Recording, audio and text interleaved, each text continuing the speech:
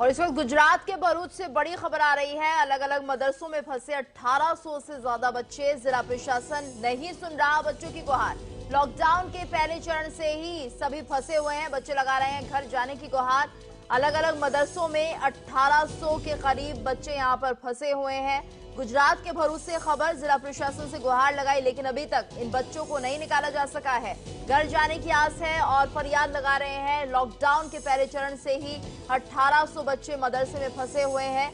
गुजरात के भरूच से बड़ी खबर, जहां पर बच्चे कोशिश कर रहे हैं, गुहार लगा रहे हैं कि किसी भी तरह से उन्हें उनके घर तक पहुंचा दिया जाए, लेकिन अभी तक कोई नहीं सुन पा रहा है। अलग अलग मदरसों में 1800 के करीब बच्चे यहां पर फंसे हुए हैं, जिन्हें अपने घर जाने की जल्दी है। जिला प्रशासन से गुहार लगाई, लेकिन अभी तक कुछ कार्रवाई होती हुई नहीं दिख रही है। तो लॉकडाउन के पहले चरण से ही ये लोग यहां पर फंसे हुए हैं। गुजरात के भरूच में ये तमाम मदरसे हैं जहां पर तकरीबन 1800 बच्चे अभी फंसे हुए हैं, अपने घर तक नहीं जा पाए हैं। 1800 जितने स्टूडेंट ऐसे हैं जो इस्लामिक तालीम लेते हैं। मदरसा यहाँ पे चलता है और कुछ बच्चे जो है जो बंगाल, उत्तर प्रदेश और बिहार से यहाँ पे आए हैं और उनको घर जाना है। ईद के महज 4 दिन बाकी है। आइए कुछ बच्चों से बात करने की कोशिश करते हैं हम। आपका नाम? मेरा नाम इरशाद है। इरशाद, कब से फंसे हो यहाँ पे और कहाँ के हो आप? मैं तो दिल्ली का हूँ और हम लोग करीब 2 महीना करीब हम लोग यहाँ से फंसे हुए हैं। और हम लोग तो आए बहुत दिन हो गए, लेकिन हम लोग साल में एक मरतबा ही घर जाते हैं। ईद के मौके पे खाली घर जाते हैं, लेकिन ईद के मौके भी यहाँ पे फंसे हुए हैं।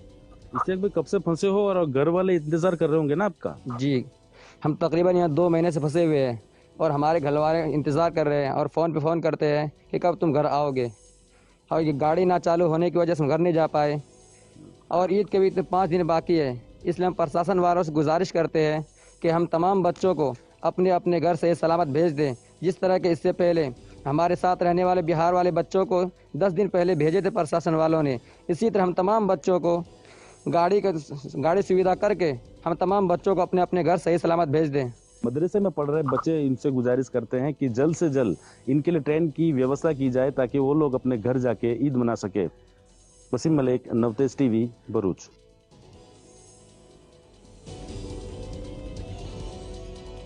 तो गुजरात के भरूच से ये बड़ी खबर, और जिस तरह से अब यहां पर ये बच्चे फंसे हुए हैं, प्रशासन से भी मदद की गुहार लगाई, लेकिन कोई रास्ता नहीं दिखा। और इस वक्त हमारे साथ संवाददाता वसीम मलिक जुड़ गए हैं। वसीम, आखिर क्या कारण नजर आ रहा है? कैसे इन बच्चों की रिहाई हो पाएगी? कैसे जा पाएंगे अपने घर? देखिए, ये जो घटनाएं हैं लॉकडाउन के पहले चरण से लेके ये तीसरे चरण तक अभी भी मौजूदा हालात हम देख सकें तो ये चल रही है। काफी सारे श्रमिक जो यहाँ पे थे उनको भेज दिया गया, लेकिन 1800 जितने ये मदरसे में पढ़ रहे बच्चे जो है वो अभी भी लॉकडाउन के चलते फंसे हुए हैं। और लगातार जो है 2 महीने से गुहार लगा रहे प्रशासन से कि उनको उनके गाँव भेज दिया जाए।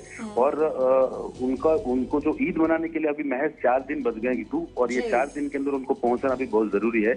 लेकिन प्रशासन को बार बार कहने के बावजूद कोई अरेंजमेंट नहीं हो पा रहा है इनका। ना तो इनके लिए बस मुहैया की जा रही है, ना तो इनके लिए ट्रेन की व्यवस्था की जा रही है, और जिसके चलते उनके परिवार वाले भी खूब कह सकते हैं टेंशन में है और बच्चे भी बहुत नाराज दिख रहे हैं। और साथ ही साथ यहाँ का जो संचालक है, जो ऑर्गेनाइजेशन वाले जो हैं, स्कूल वाले जो है, वो भी काफी परेशान हाल में हम देख सकते हैं। लेकिन प्रशासन की बात करेंगे तो अभी तक कोई भी ट्रेन, एक ट्रेन को छोड़ के एक ट्रेन भेजी गई थी, लेकिन उसके बाद उसको राजनीतिक मुद्दा कहीं ना कहीं बना दिया गया, और इस वजह से ये 1800 बच्चे जो है अभी भी लॉकडाउन में फंसे हैं। जी बिल्कुल वसीम, और कहाँ से बच्चे आए होंगे, इसको लेकर क्या जानकारी? जी बिल्कुल, ये जो मदरसा होता है जिसमें कुरान की तालीम दी जाती है, और ये जो बच्चे हैं वो अलग अलग स्टेट से हैं। जैसे हमने जाना, ये वेस्ट बंगाल से हैं, यूपी से हैं, बिहार से हैं, कुछ बच्चे जो है वो झारखंड से हैं, तो कुछ बच्चे असम से भी हैं। तो काफी दूर दराज इलाकों से ये बच्चे यहाँ पे पढ़ने के लिए आते हैं। और 4 या 5 साल का एक कोर्स होता है, और उसके बाद जो हाफिज कुरान होने के बाद उनको उनके घर जाना रहता है। तो अलग अलग स्टेट से आए हुए हैं। तो कहीं ना कहीं सबसे ज्यादा जो संख्या है, ये संख्या यूपी, बिहार और झारखंड की यहाँ पे हमने पाई। और ये जो बच्चे हैं वो यूपी, बिहार और झारखंड के ज्यादातर है, और बाकी की जो संख्या है वो हम कह सकते हैं वेस्ट बंगाल और असम के भी कुछ बच्चे यहाँ पे है।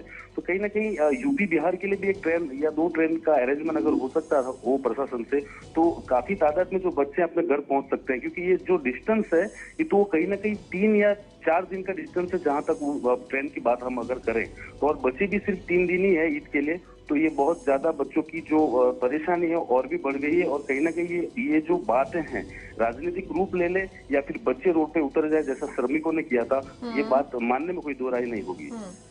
बिल्कुल वसीम, और यहाँ पर ये बच्चे रह रहे हैं और जैसे कि बताया जा रहा है कि तकरीबन 1800 बच्चे हैं अलग अलग जगह के मदरसों में, तो किस तरह से इनकी देखरेख यहाँ पर हो रही है? सोशल डिस्टेंस यहाँ पर मेंटेन किया जा रहा है कि नहीं?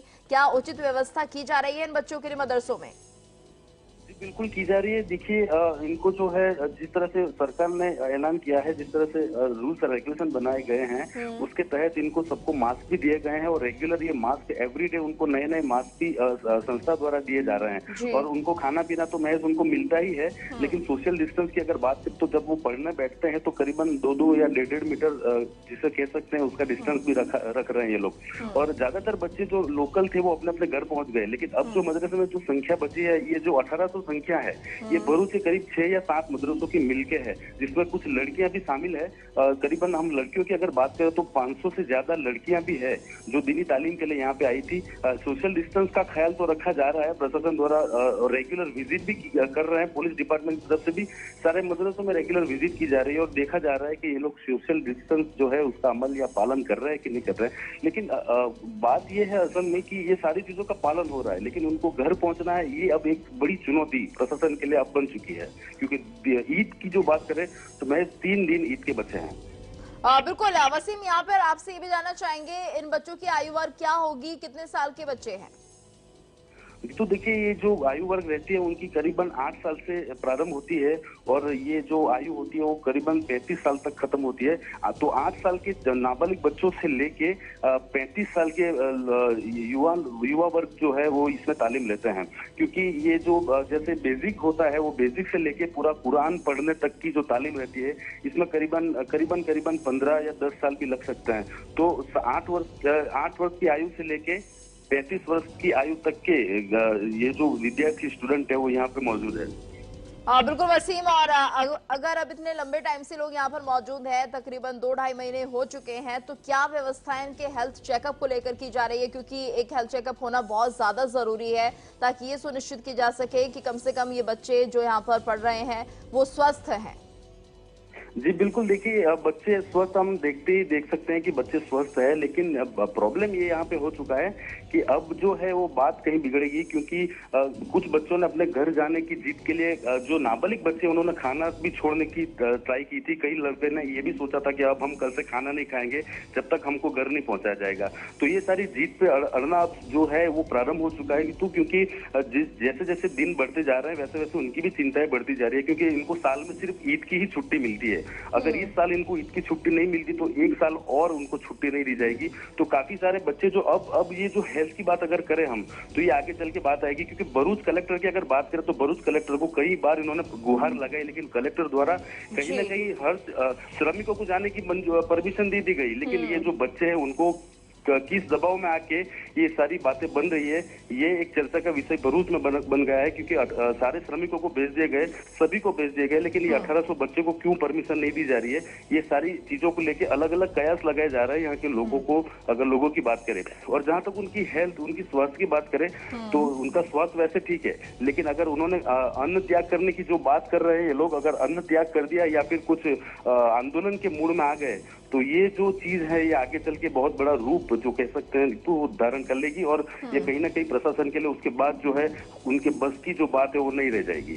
जी धन्यवाद वसीम इस पूरी जानकारी के लिए। तो बच्चे प्रशासन से गुहार लगा रहे हैं, उम्मीद की जा रही है प्रशासन जल्द से जल्द इनकी बातें सुने और इनके घर तक पहुंचने की व्यवस्था करे। और इसी के साथ इस बुलेटिन में फिलहाल इतना ही। आप देखते रहिए नवतेज टीवी, भरोसा सच का।